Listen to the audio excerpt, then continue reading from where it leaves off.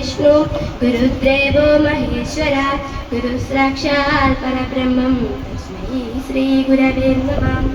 ബഹുമാനിനെ, ഞാൻ ഇന്നിവിടെ സംസാരിക്കാൻ പോകുന്നത് മഹാനായ സാമൂഹ്യ പരിഷ്കർത്താവ് ശ്രീനാരായണ ഗുരുദേവനെ കുറിച്ചാണ്. ഗുരുദേവൻ 1856 ഓഗസ്റ്റ് 22 തിരുവനന്തപുരം ജില്ലയിലെ ചെമ്പരന്തി എന്ന ഗ്രാമത്തിൽ മാടനാശന്റെയും കുട്ടിയമ്മയുടെയും പുത്രനായി ജനിച്ചു.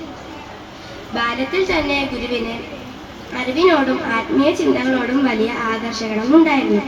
വിദ്യാഭ്യാസത്തിന് വലിയ അവസരങ്ങൾ ലഭിച്ചിട്ടില്ലെങ്കിലും സംസ്കൃതത്തിലും വേദാന്തത്തിലും അദ്ദേഹം അത്ഭുതകരമായ പാണ്ഡിത്യവും അറിവും നേടി. യൗവനത്തിൽ തന്നെ ഗുരുദേവൻ മനുഷ്യ സമൂഹത്തിലെ അസമത്വവും അനീതിയും കണ്ടറിഞ്ഞു. ജാതി വ്യവസ്ഥ, അശുദ്ധി, ശുദ്ധി, അകലം, വിവേചനം എന്നിവയ്ക്കെതിരെ അദ്ദേഹം ശക്തമായി പ്രതികരിച്ചു.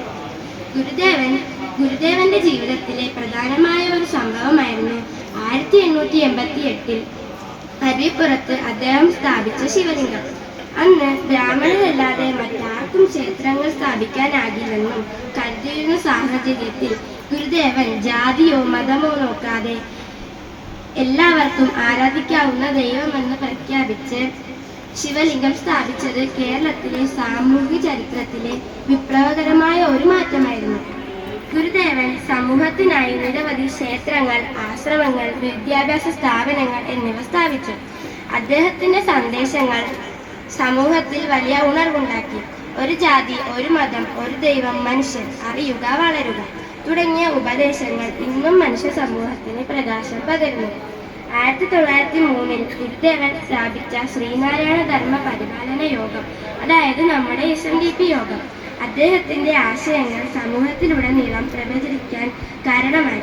ഇതിലൂടെ ആയിരക്കണക്കിന് സാധാരണക്കാരുടെ ജീവിതത്തിൽ ആത്മവിശ്വാസവും അഭിമാനവും വളർന്നു.